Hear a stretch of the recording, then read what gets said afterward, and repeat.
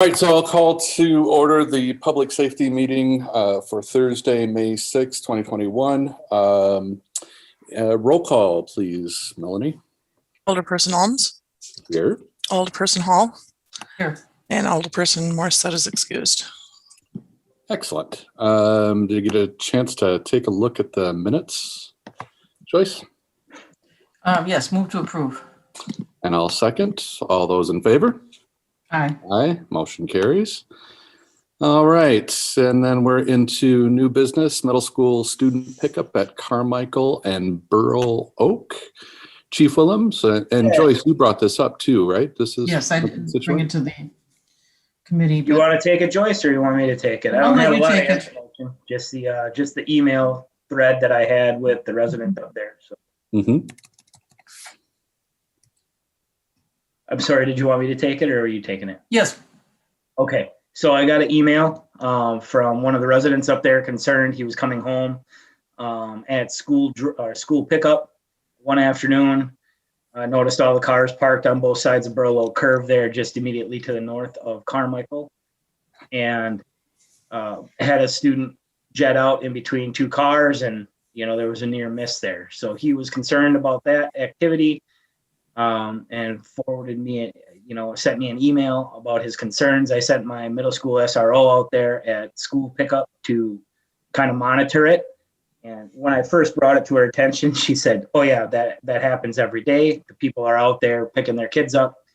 There's not much we can do about it because, though the school district says, hey, we want you to bus your children if you can." Right? That's the whole idea of the busing system. If they're too far away to walk, then they qualify for busing. Please don't drop your kids off and pick them up at school because it leads to traffic congestion and danger for the children that are walking home and this and that and the other thing. So she went out there and took several pictures. I didn't attach the pictures because, it was just, probably 10 cars or so on each side of the road. Which two things, that draw my attention to it is one, there's not really enough room for two vehicles to pass there because the lanes are so constricted. And then secondly, there's no sidewalks really up there on Burl Oak.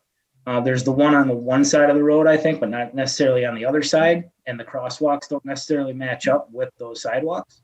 So it was a bit concerning to me because the students will cross the street on the crosswalk, and then to get to the sidewalk, they have to cross Burl Oak Curve, which most of these kids, aren't paying attention to the crosswalk necessarily. So they just go walking with their friend, right? Their friend gets into mom and dad's car, and then they continue on down the way and then cross the road without looking through cars. And it can be a very dangerous situation there.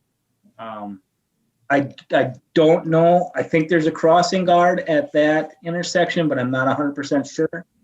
I know for sure at the one further south where it's the four-way stop sign, that one does have a crossing guard, but I'm not 100% sure of the south junction or the north junction, I'm sorry. So that's basically the issue at hand. Do you know offhand? I don't know offhand. Do you know offhand, Joyce, if there's a crossing guard? No, I don't. Yeah. Or Dean? I thought he was talking about the spot with the four-way stop because he said intersection of Carmichael and Burl Oak across from the main entrance / exit to the middle school / Prairie Elementary School complex. Well, yeah, that would be the four-way stop. Four-way stop. But apparently, they're also doing that at the north junction of Burl Oak. Okay. Where there are cars parked there waiting for students to come. Okay, so they're at both ends of Burl Oak Curve. Yep. That's not surprising. And there is a crossing guard at the south junction. So, but it's also got a four-way stop there, right? You guys all know. It's a very congested area. It's right at 7:15 to 7:40, and then in the afternoon from that 2:45 to 3 o'clock range, it's pretty hairy over there. Okay, and then there's a sidewalk all the way along Burl Oak Curve on the, I would say the inside of Burl Oak Curve. Yep, and that follows all the way around the loop, if I'm not mistaken. So, yes, so then at the far end of Burl Oak Curve, there appears to be a crosswalk there attached to the sidewalk. So at least there's a crosswalk there. And the Yep, there's a sidewalk crosswalk is, there. Signs, it's a marked crosswalk there. Mhm. There's none of the flashing light things or anything like that Yeah. over there. It's got Okay. a sign with the arrow pointing at the crosswalk. So Dean, do you have any recommendations? Well, I mean, yeah, I guess I was confused as to exactly which side we were talking about as well. But if it's happening both spots, it's kind of the same problem. It looks like the street is about 32 feet wide. I'm just measuring off of my GIS right now, which is not quite wide enough for 2 vehicle travel lanes plus cars parked on both sides of the street. I would say that it wouldn't be a bad idea maybe to consider, parking or restricting parking on one side potentially for like that first block on both ends of Burl Oak. Mm-hmm. I would just probably not worry about the rest of the curve, so to speak, but since the problem is limited to kind of that first block on both sides, if there's say 10 vehicles or something, that's probably about a block of length there. That's an option. Obviously with pedestrian stuff, you don't want to wait until there is a problem, because cars versus pedestrians does not end well for the pedestrians. So I could be behind that restriction of parking on one side of the street for both those blocks, or either or whatever. I would think that would be the easiest solution for it anyway. So Would you recommend that the parking be allowed on the side of the street with the sidewalk then? yeah, I would say that you would want the parking on the side of the street with the sidewalk, because if people are using the sidewalk, to cross, then they don't have to actually cross the entire street to get to the car. So if the car is parked up next to the curb next to the sidewalk, it would just be a matter of, you're 5-10 feet away from the sidewalk with your parked car. So I would do that. Were there any recommendations in the Safe Routes to School report for the middle school that address this issue? Regarding that, I'm not 100% sure. I don't know off the top of my head, but I don't recall seeing anything about that issue with the Safe Routes to School plan that I saw. So just so I'm clear, we would restrict parking on basically the south side where there is no sidewalk, right? So So it'd be the the south outside side of at the the curb. first, at the four-way stop, but then it would be on the east side at the far intersection. Right. Okay. Yeah, because it would make sense to leave people to be able to park on the sidewalk side, right? Mhm. Right.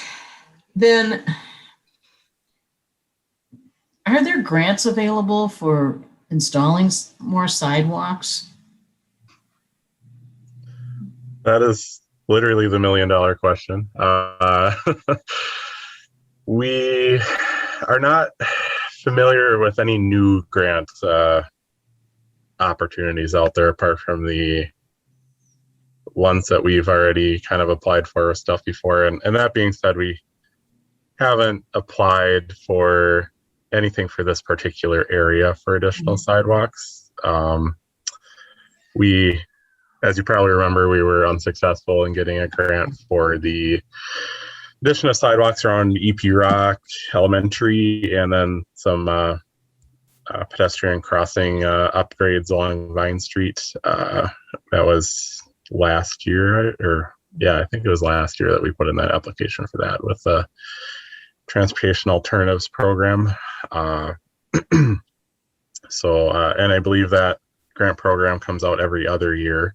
So be waiting until next year to apply for that again. There was that one time multimodal, I forget exactly what the acronym was or what it stood for, but essentially multimodal grant program that the governor put together and that we also applied for a number of different projects and weren't successful at getting. We hope that will come back. It sounds like from last time I heard, and this was a while ago, so I may be wrong now, but it sounded like they were looking to do that again at some point in the near future just because of how much demand there was for it. But we haven't seen anything come out recently for something like that. So, and the installation of sidewalks doesn't qualify for like kind of the bigger programs like a STP, which is Surface Transportation Program that WSDOT administers. So that's the ones I can think of off the top of my head anyway. So I sent you all the photo that I was talking about. Thank you. Yeah. Just via text message because that was the easiest for me right now. So. Yep, I see that. And Sarah, I know you're on here, and I apologize. I don't have your phone number yet. So. I feel like, I don't know. I feel like we need some big solutions up there. I don't know if you would agree with that. I mean, we see a lot of safety issues in that area. Do you know if this is on like Public Works radar or anything like that, them taking up any kind of solutions? I mean, I just feel like we're biting off all these different little safety things, and I don't know. I feel like we need a bigger solution. To your point, Joyce, asking about the safer routes to school, is there a bigger plan? You know, I don't know. I don't know. Are there any suggestions on that end? Like what kind of approach to take? I don't even know. You know, Jeff, do you have any ideas, or Dean? I don't, but I mean, that area has been an issue of concern safety wise for as long as I can remember. Since the middle school went in up there, really. Right. I don't know if any improvements that were really done that changed anything except for the addition of maybe some crosswalks up there. But. Right. I mean, I was blown away when I heard that. I don't know if it's the largest middle school in the state or one of. It is the largest middle school in the state of Wisconsin. Yeah. Right. And it just. As far as population goes, yeah. Right. And to me, the infrastructure surrounding it just is not, I don't know, from a safety standpoint. Well, and, to be honest, when that middle school was built, it was out there on the fringe. There was farm fields around it. Sure. There was nothing else there. And no one was expecting the population to explode. Yeah, Right. when you have a population that continues to grow around it, then you end up with all these issues, right? So. Mm-hmm. Yeah, as far as Public Works discussing it, the committee has not discussed anything up there. It's been pretty much focused to this committee for Sure. stuff up there. I don't really have any good answers right now, unfortunately. I understand. I think at some point, I mean, we're talking about one specific issue here, right? Yeah. And that's what we're working on remedying here. I'm just bringing up maybe a larger picture thing that maybe we discuss that in a future meeting about some options that we could do. But back to the task at hand, I guess. Does that seem like the most equitable solution? It sounds like it is restricting on one side of the street, the parking. I would say that would be the quickest, easiest potential solution out there that we could do, and it's a matter of a few signs, so it's not gonna break the bank by any means. I say that with Mike Morales not here, so I can spend his money for him or whatever. But I think that given how much other potential solutions could cost, I think it would be worth just trying this. Just to see if that'll solve the solution for now and for this particular issue that we're dealing with right now. Sure. From an enforcement standpoint, Jeff, what do you think? I mean, are people used to doing this and it's going to be a hard thing to enforce? Is there? Oh, because, to be honest with you, we could just, my SRO can go up there and just remind people, hey, no parking on this side. You got, try to turn around and Sure. get back on the other side. It's not. Then my secondary question to that is, it's sort of retraining the public who's going there to pick up their kids. Are we creating, do you see anything being, any safety that would be created by doing that? In other words, people come there expecting to park. Oh, now I got to turn around somewhere. You know what I mean? I don't think so, because there's driveways there that people can turn around. There's cross streets that people can use to turn around. There's Fair. they can go around the block and come back the other way, right? It's going to inconvenience them for certain, because people are creatures of habit, right? Right. So I just don't want, a couple times. you know what I'm saying, right? I don't want to. And keep in mind too, there's 3 weeks of school left. So Right. Good point. Yeah, I mean, But we're going to have the same problems in the fall. right. But we can at least. If you do it now, maybe then people, oh, that's right. When next year comes along, they've figured it out by then. Maybe. To that point, how soon could this action be taken if it were to be taken?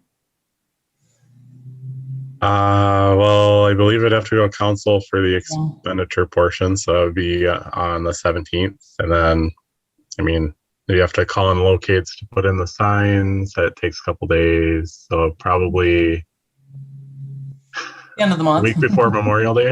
I don't know, something like that. A week before school gets out. Yeah, pretty much. But Right.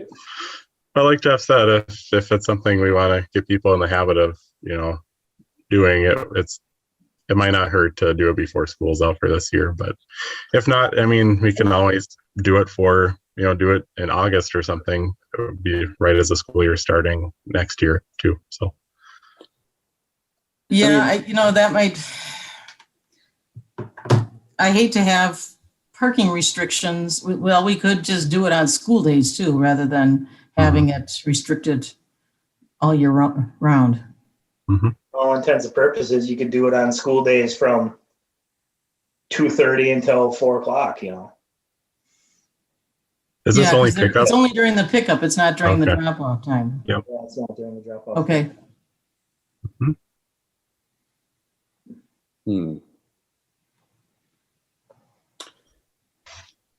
Similar to like the signs on 13th Street South in front of EP Rock, where it's Mm-hmm. no Okay. parking for a portion of the day, but after that, then it's. Mm-hmm. Well, what do you think, Bill? I'll make the motion to send this to council for restricting parking during the time that school is letting out on just the side.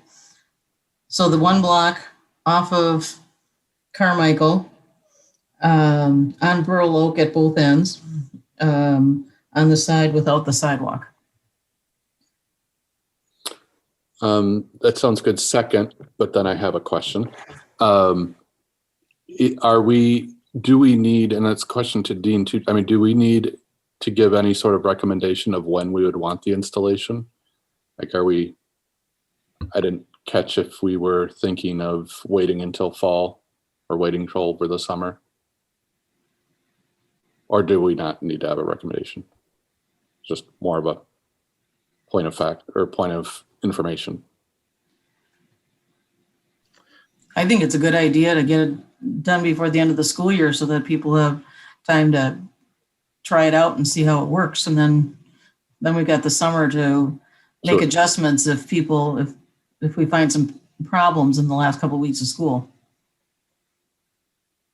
Right on. Yep. But do we need to have that part of the motion at all, I guess is my question, the recommendation? Or I does think it- what I would do is I would just probably, if it gets approved on the 17th, I would just tell Mike if we can, as soon as we can get it up, let's just get it up. If for some reason it's lagging because they don't have the sign in stock or whatever, then it kind of makes the decision for us, right? Great, thank you. All right, so motion and a second. Any more discussion? All right, all those in favor? I Opposed? Motion carries. think we should take another look at the Safe Routes to School report for the middle school and see if there's anything else in there that would address this. I would agree. I think back to what our conversation, I know that can't really be a part of our conversation now, is I think we need to look at big picture, including that safe routes Yeah, so at our next meeting, review and the awareness pieces as well. So recommendations in the report for the middle school. All right, moving on. Extend the no parking zone in front of 826 2nd Street. Chief, is this yours? I know Sarah brought this up to our attention too. Yep, this is mine. So I think I actually attached the photo to this one. So that's what we're talking about, right? It looks, I haven't gone out there and measured it, but it looks to be only a couple of feet where it's no parking before the end of the curb line and the crosswalk would begin. And the concern is that it's just not enough space if cars were parked right up to that line that you can adequately see around it, either as a pedestrian or as an approaching vehicle to see if there's anybody in the crosswalk or approaching the crosswalk. So the recommendation was to move or I guess add to that current no parking area. But I don't know how far. I don't know what the standard is on that, Dean. Yeah, I know what it is in Minnesota, but I don't know what it is in Wisconsin. So I don't know the answer to that question. But I know in Minnesota it's like I believe it was 25 feet from a marked crosswalk to where you couldn't park a vehicle, and that was just like the statute. But that obviously match the statute with what if you striped it or whatever. But that 25 feet is about the length of a vehicle. So or a parking space, something like that. I don't know what it was out there. I mean, just kind of basing it off of the picture, it looks like it was about 10 feet from the crosswalk to the end of the stripe, which I would say is not sufficient. I would say, that 25 feet is probably a good number, at least as far as I know. Well, and we can find the statute too and just go to whatever. This has to go to council before it can be implemented anyway, so. Let's, I'll make the motion to move this to council, and then that'll give Dean some time to find out just how long we should have this. I'll second that. Discussion. I know that I had a question. As I'm looking at the photo, to the right of the photo, it looks like there was a tree that was cut down. To the right of that, is that a driveway or no?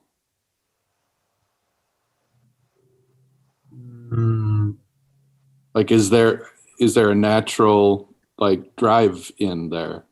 Yeah, let me just look it up on my GIS since I have it open right now.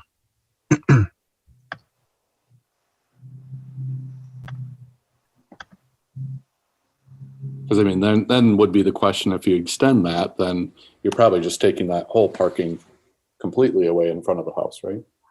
No, I think the driveway for that house is actually Behind. on the side there. Got it. The sidewalk looks like it crosses it. I think that's to the south of the house. Okay. Yeah, it looks like, Jeff's right, that the driveway comes out the alley. Very good. Cool. Thank you. Any other discussion? Oh, yeah. Sarah? May I ask a question? The other concern that the residents kind of mentioned was on the crosswalk. So I'm assuming with 2nd Street being done, will they all be kind of repainted, obviously, and will that be like a official crosswalk area there? Does that make sense? Yeah, no, that's a good question. And one that I probably should have known the answer to before this meeting. So my I believe what they did when they put together this plan is that they put all the crosswalks back in the same locations they were before. Now, I don't know to what extent that they marked them all. I was trying to see if I can get the plan up here before I say something that I'm going to regret later. Okay, it looks like according to the plan at Orange that those crosswalks will be striped, and actually the rest of the crosswalks on 2nd Street would be striped with the blocks type striping. So yes, they would be striped. I'd have to look at the signing plan to see if there's like those person with the arrow signs. I doubt that they would have them at each location. I know they have them at St. Croix because that's kind of a busier spot. Oh, they did. Okay, I have the signing plan up. They do have those pedestrian signs with the arrows on at those crosswalks. So yeah, that will be taken care of with the project. So Was there concern from or was it just about the marking concern? From the resident. Constituent? Yeah. Yeah. Yep. So they were concerned about the no parking, and then that the crosswalk that had been in there before was just 2 white lines. And so she was helpful for flashing lights and all of that, but so I can tell her it will be striped and there will be signage. Mm-hmm. Okay. I think she'll be happy. In the photo, I see a sign right in front of that crosswalk there. I don't know if that's the sign that you're talking about, Dean. It could be. I don't remember what was there before. It's all gone now. So. Oh, very good. All right. Any other discussion? I will say this: if your constituent wants to talk about flashing lights, there will be flashing lights at St. Croix and 3rd, so that will help crossing there. So Kind of slow it down, anyways. Mhm. Thank you. or St. Croix and 2nd, I meant. Sorry. You're going to start regretting, I think, soon, Dean. Yeah, I have 3rd Street on my brain right now. Sarah knows why. Anything from your perspective, Chief? No, I mean, I would think that when they redid that area that they would paint it to the statutory dimensions anyway. Sure. All right. Any other discussion? All right. All those in favor? Aye. Aye. Opposed? Motion carries. All right. Where are we here? So we're up to speed tracking on Carmichael Road and the north junction of Burl Oak Curve. This is where I spent a couple of weeks looking at data. just kidding. Chief. Well, yeah, so we've been dealing with this issue again for, well, at least a year, right? So I did the traffic study up there last spring, which is weird to me that there was more traffic last spring than there was this spring, being that we were dealing with COVID more significantly last year. Sure. But maybe that's why. I don't know. But Joyce had mentioned that she wanted to see some updated data from that area. So I placed the tracker out there again a few weeks ago, and that's what the 2 sets of data are. The one set of data is from the one in the Excel spreadsheet is from the spring of last year. Then my pivot table broke and I can't fix it. So that's where the second table that Dean helped me with was the most recent one. Just talking about the number of vehicles and the speed of those vehicles. Mm-hmm. How many days was the tracker out? Well, probably 6 full days. It's tracked on there for 7, but I probably put it out there in the early afternoon one day and took it down in the morning or early afternoon. Okay, so we had about 11,400 cars that went through there, probably in 6 days. Yeah, I would say that's a fair estimate is 6 full Okay. days. Yeah, So- Jeff, I'm just looking at the data, and it looks like you do have 7 full days out there. 7 full days. Yep. Okay. That is awful low numbers compared to what we had in 2020.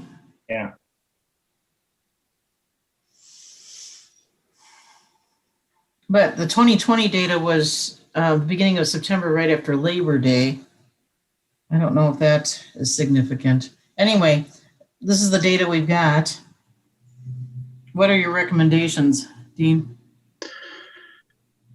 Well, this is tricky because it's Carmichael Road. If it were a residential area, it would be easier because, you know, kids start talking about speed humps or talking about, you know, some other things. And because Carmichael is such a thoroughfare, you know, and it's not meant to be a residential street, it kind of limits, I guess, the proverbial tools in the toolbox for it.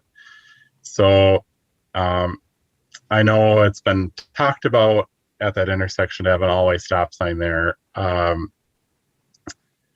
This count was on Carmichael itself, so that we don't have necessarily data for Burlow Curve itself, but just my experience with being out there and the times I've been out there, has been like hardly anyone. And even, you know, even at, you know, school time, even if there's 20 people parked there to pick up their kids or whatever, like we just talked about, you know, that's nowhere close to getting to the traffic volumes needed for an always stop sign there. That's just, since we don't have a count, it's just anecdotal, but that's kind of where I would think that it would be. And you know, proliferation, as I've, you know, said before, proliferation of stop signs is not meant for a speed control measure, just because once you start putting up stop signs in areas that they're not justified, then you start getting the unwanted safety consequence of people running stop signs, and then you can have much worse problems with that, even because you'll have people running through a stop sign, and especially here where you do have pedestrians crossing at that intersection, you know, after school and stuff like that. And if you have people running the stop sign combined with pedestrians crossing there, that can obviously be a very serious problem. And also, you know, even if you're in a vehicle, if you're turning off a Burloak and assuming that somebody's stopping on Carmichael for you, because it's an all-way stop sign, that can be a problem if somebody's coming into town, say from the east, you know, and it's supposed to be going, you know, from 45 down to 25. If they keep going 45 and plow right through the stop sign, then obviously that's a problem too. So I think you know, this area, like you said, Bill, I think this whole area kind of needs a lot more thought, I think, before we, and unfortunately it's probably going to be, you know, investment needed for this stuff, but Right. you know, if that's what it takes, that's what it takes, but it's just not a short-term or easy solution for that area. And this intersection is really part of the problem. Is just the people coming into town from the east that are, you know, go from a rural 45 mile an hour or whatever it is speed limit, get down to 25 right at the city limit, which is, you know, say 100 feet away from this intersection, and then they haven't gotten all the way down to 25. That's probably a lot of what's going on here too. So I don't know, Jeff, would you agree with that assessment, or do you have any other thoughts maybe on? Yeah, no, I think that's pretty spot on.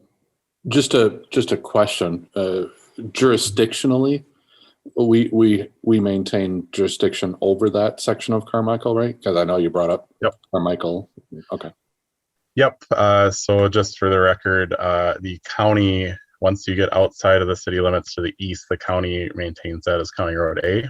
And then once you get into city limits is our street. It's a little bit unique in that the county actually signs the road as County A in city limits, but it's not their county road in particular. So it's Thank our you. jurisdiction. Yep. Okay. Well, what do you think, Joyce? I mean, What about a flashing crossing sign there? I know those are expensive, and like a Like the pedestrian with like Pedestrian, the yeah. outline, like flashing or whatever. With LEDs, Like what we've that got kind in of front thing. of the Y. Oh, an RFB. That has a bar that flashes. Mhm. Yeah. Okay. That would certainly help the pedestrian crossing safety of that intersection, and it would, if it were activated, slow people down most likely. So obviously those aren't activated all the time. They're activated by the pedestrian. So, and so just as a counterpoint to that, if you just had like a blinking light blinking all the time out there, nobody's going to pay attention to it. So, so I wouldn't go for that option, but RFB would help pedestrian safety. You haven't had any crashes with pedestrians out there to my knowledge, unless Jeff can say otherwise, but The last one was about 8 years ago. It was a skateboarder versus school bus.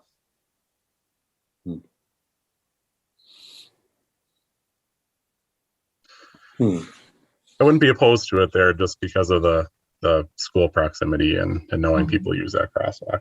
But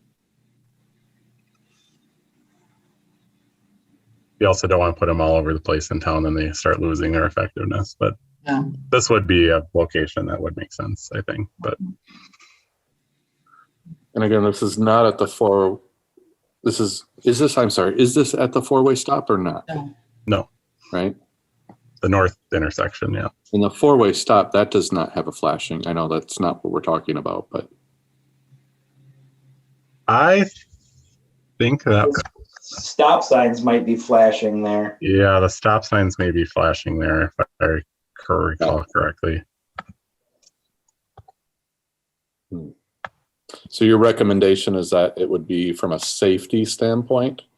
Forget about, I don't know that that's our function here, of course, about the finance piece of it, but from a safety standpoint, is that a recommendation, Dean? I guess my recommendation would be to study this area more and come up with a more, like you said, long-term like analysis of what's going on here. So I think we keep getting these like, there's a speed problem here. We collect the data or collect the data on one leg or something like that and don't have a whole picture. I kind of, and this also, I'm thinking about it, could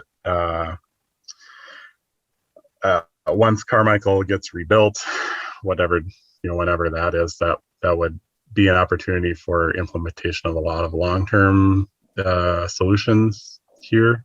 So I think it would be worth thinking about more of the short-term solutions for this intersection. And honestly, I think I need to do more research. I don't know if Jeff would agree with this, but at least I think I would need to do more research to know like exactly what we would want to propose there. So should we postpone this till our next meeting?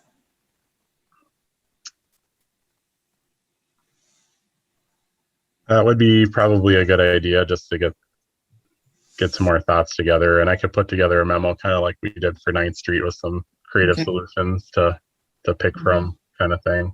I think it would be good to have something in place before school starts again in the fall. Right. I was thinking the same thing, Joyce, to be honest. And if there's something that we could put together from what we've been talking about. You need more data. Yeah. That was a question, right, Dean? Oh, sorry. I thought that was a statement.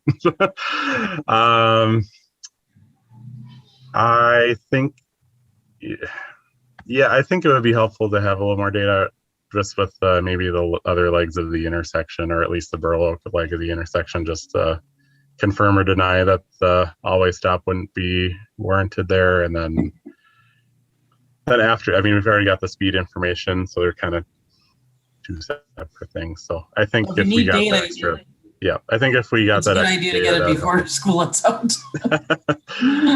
their ever-growing list of places for Jeff to count. So I was also going to suggest, knock on wood, right? Everything is back to normal, whatever that is, right? In fall. Post-COVID, hopefully, right?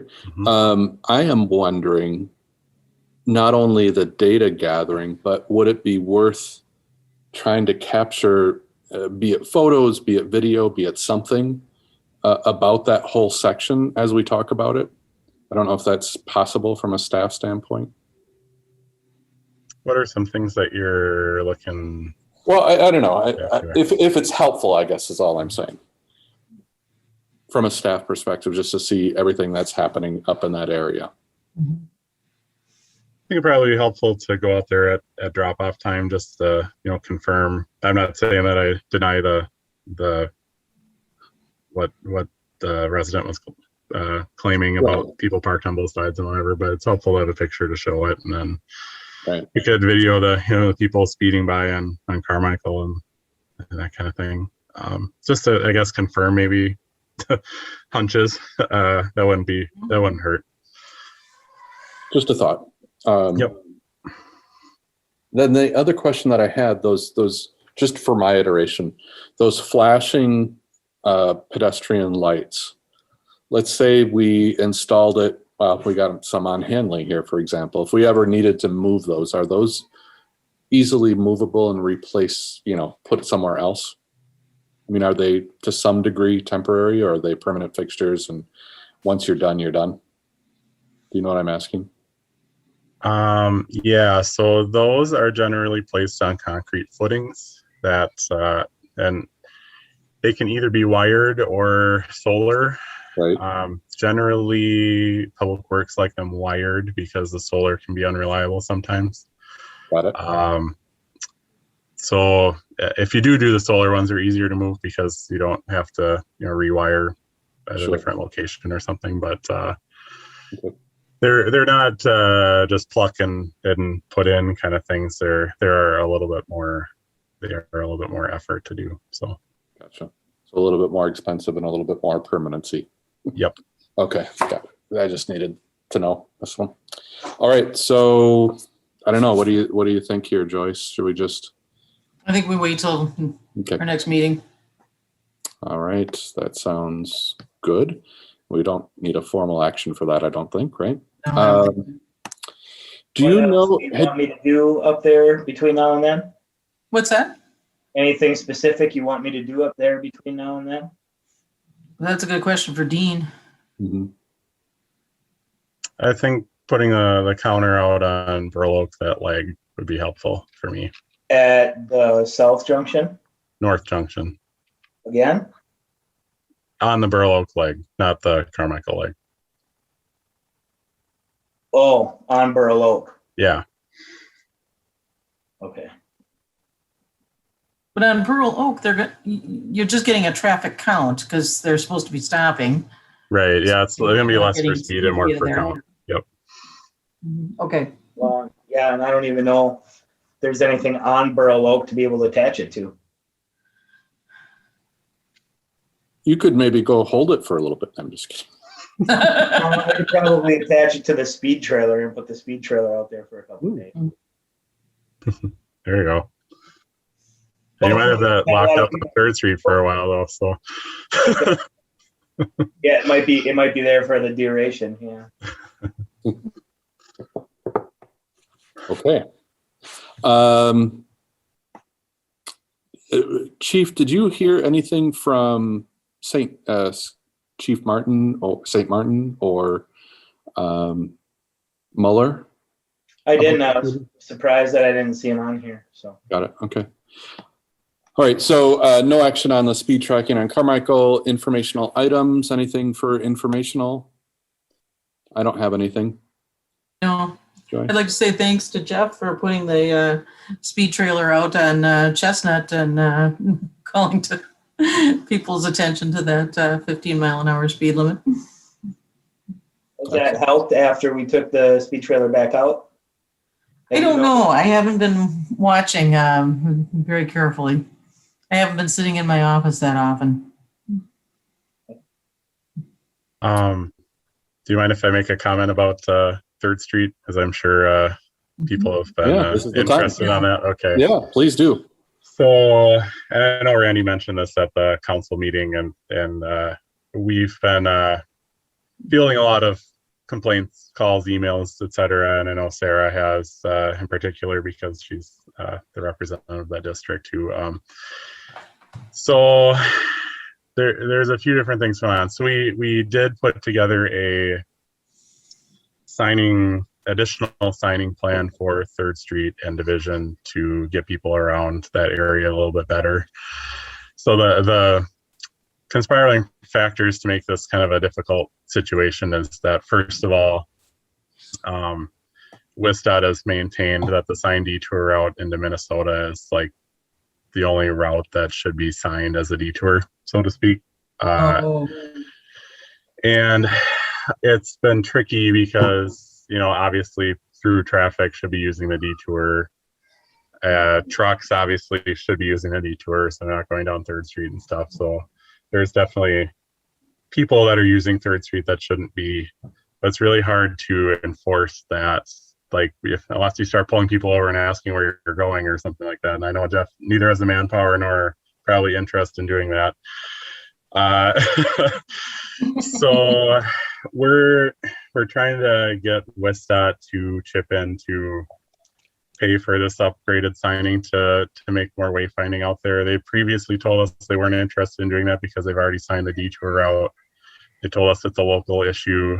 We've countered and said it's not local traffic that we're having the problems with here. So yeah, so right now we sent it over to WSDOT and we're awaiting them to tell us one way or the other if they're going to participate in this. We're hopeful that they will and that we can move forward with something better out there. So I know it's been probably slower than a lot of people have wanted with that, but just know that we're trying to work through it and work with our project partners on exactly how to do it. So any questions about that project in general or anything or that issue? I was just wondering, is there anything that we can do as council or need to do as in terms of council? I mean, at the end of the day, whether they're participating in this or not, we need solutions. Right? Mm-hmm.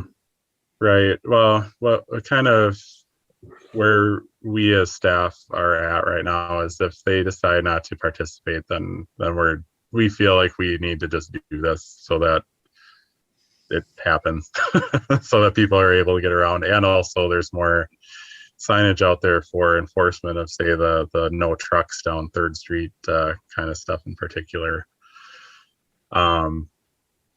We just have to figure out how to pay for that, but we can do that. It's not insurmountable. So that's kind of where we're at with it. We hope that WSDOT will play nicely with us, but if not, we're prepared to do it ourselves if we need to. So. And just so you know, I mean, you have at least my full support in doing whatever needs to be done. But thank you. Yeah. Thank you for taking the action. Mm-hmm. What this will probably end up forcing is us to revisit that truck route ordinance that we have. To be honest with you. Gotcha. Something that we probably should have done 6 months ago and we haven't gotten around to it yet. So. Got it. All right, Joyce, do you have anything else to add to that? Okay. All right, so we are on to at least the police department update. I don't really have anything. Minnesota is opening back up tomorrow. Their bars and restaurants are staying open until whenever they normally stay open, which is hopefully between that and the construction is going to help us out quite a bit. Mm-hmm. Other than that, we're just we're heading into the springtime here, and it's busy. It's busy, but no real other updates. Gotcha. All right, and I see that the others are absent, so we won't ask any other questions there. Let's see, communications and items for future agendas. Is there anything that you want to add that we haven't talked about, I guess, Joyce? I can't think of anything. Okay. And Melanie, I don't know if you've been taking notes on what we've been talking about, sort of bringing back that previous agenda item and talking about the middle school. if we could get that on the next agenda. Yes, I do have that. And Perfect. just so you know, I didn't see Scott and John on the email, so I just emailed Becky to make sure that they get added to the group. Great, thank you. Wondering, Melanie, if you could just give them, if you could reach out to them and just, if there's any informational items, to please forward it to this committee. Yep, I will do that. Thank you. All right. Other than that, if anybody doesn't have anything else, entertain a motion. Move to adjourn. I'll second. All those in favor? Aye. Aye. Opposed? We stand adjourned. Okay. Thanks, everybody. Have a good night. Thank you. Take care.